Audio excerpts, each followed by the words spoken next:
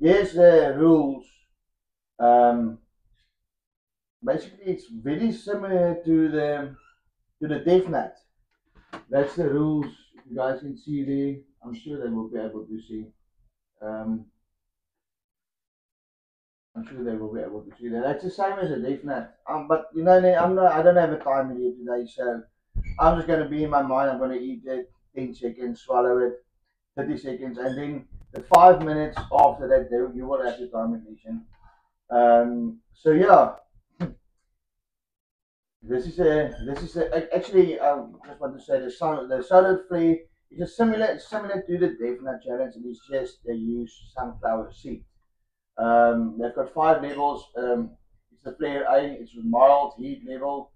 Flare B is a medium heat level. Flare C is a capital heavy level.